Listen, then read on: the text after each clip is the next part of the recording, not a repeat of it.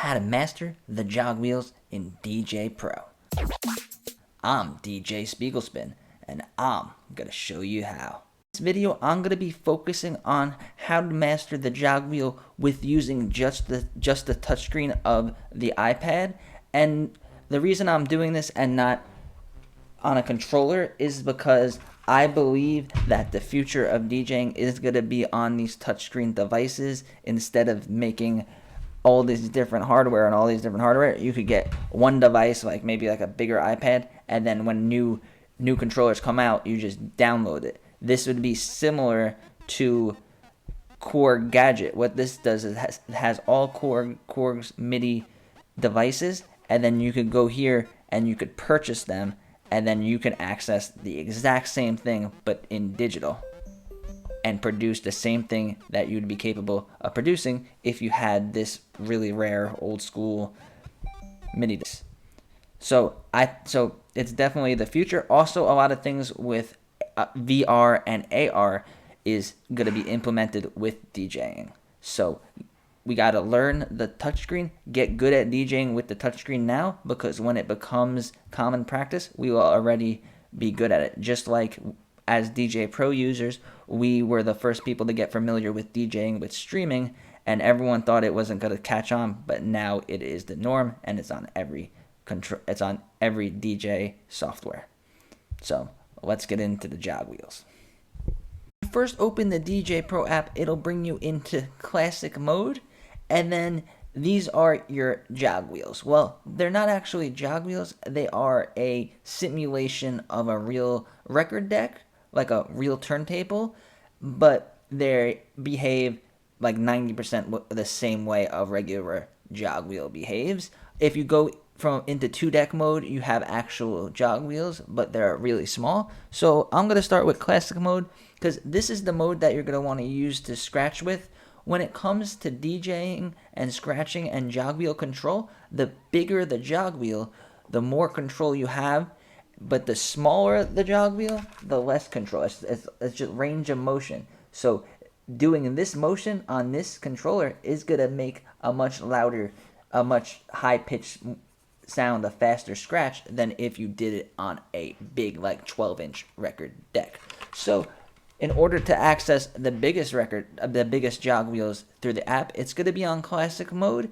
And just make sure you guys don't touch this, the needle arm, because that is something that old school records had. To pick the position in the song, you would actually have to move the needle to right and know exactly what spot it is. I'm not going to talk about the record simulator. In my next video, I'm going to make a whole video on how to turn DJ Pro into an old school record simulator. So on this one, we're just going to use it as a jog wheel. So don't touch the control arm over there, and then don't touch this. This is like a power button. It'll turn on and off, and you could use it for effects. And if you're an old school DJ, you would know about it, but we're not going to be talking about it now. So they program these very, very well. And if you throw it forward, it goes forward and then stops based on inertia, based on the gravity. They did the math, they did the physics, and if you did that on a regular record deck or on a jog wheel like this, it should be the exact same feeling. So you could use that if you're playing a song. You could do a spin back, but after the spin back, it'll start playing again. Now, you could also control the stop and start settings of the jog wheel. So right now, I have it set at the stop sign to be 4.5 seconds. So when you turn it off, it's going to take longer. It's like you turn the motor off and it's slowly slowing down with gravity.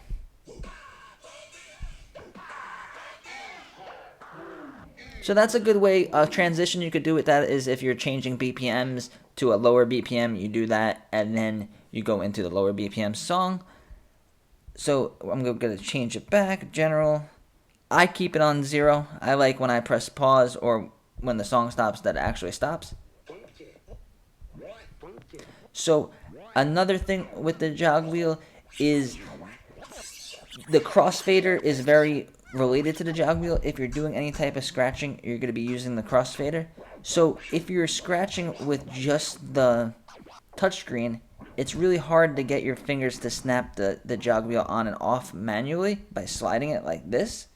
So if you leave the jog wheel onto the off position and then you hold your finger here, it'll snap it into place and then snap it back. So you put your finger in the middle of the crossfader, and now you could do a chirp scratch. And it'll be almost impossible to do if you were just doing it with the touchscreen over here. And now if you leave the crossfader in the middle, and you want to do a baby scratch, you take the jog wheel and you go, and then right there is a simple baby scratch. Just get used to the feeling of how the touchscreen reacts to your fingers and the movement of your hand that you have to do to create the desired sound. There's no real wrong way to do it because it's so new. So whatever is more comfortable with you. If you want to use your thumb like this, I like to hold the side of the iPad and then do the scratches with just one thumb. Now, you could also use two fingers, but if you use two fingers, what it does is it's like a secret feature that they had. They had this since DJ 2 before it was DJ Pro, and then they still have it now. Is if you want to scratch and you have two fingers, it automatically moves the crossfader back and forth, making it look like you scratch faster. So just by putting two fingers on the jog wheel, you could get into the crossfader cutting mode. And you could also do this even if you have a controller plugged in. You could still do this on the touchscreen. So don't try. A lot of people try to get controllers so they never have to use the touchscreen because of all the features. But if you have a controller like this and it's right next to the iPad, you basically have a very powerful controller, because what buttons and knobs that aren't on this, you could have the screen open on the iPad. That's why DJing on the iPad is much better than DJing on a laptop, in my opinion.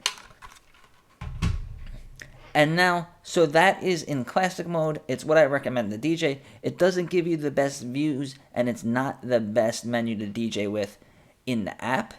And then if you bring up the mixer, it makes these jog wheels a little bit smaller, but they're still bigger than they are on 2-deck mode. So let's go over to 2-deck mode. So in 2-deck mode, you have little mini jog wheels. If you've used Serato, you would be familiar with the look of these jog wheels. These are traditional digital DJ jog wheels. So what they're going to do, it's going to do the same thing as the record deck ones on the other. The same physics, except it doesn't have the needle and it doesn't have the on-off button to do the slow stop. So you could still scratch with this. It's not impossible, but make sure you don't move your fingers that much because it has a much smaller range of motion. So therefore, it's going to be a higher pitch and a faster scratch. Also, the jog wheels are also programmed into the waveforms.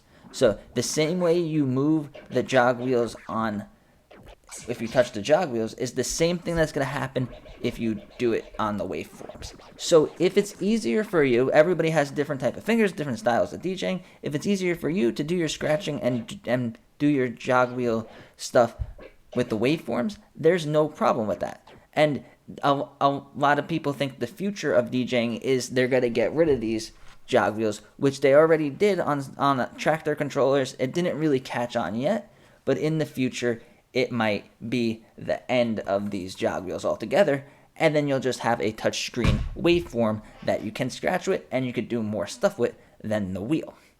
So I'm looking forward in the future to the digital jog wheels. So we'll see what happens. It didn't catch on with the tractor one, but it might catch on in the future.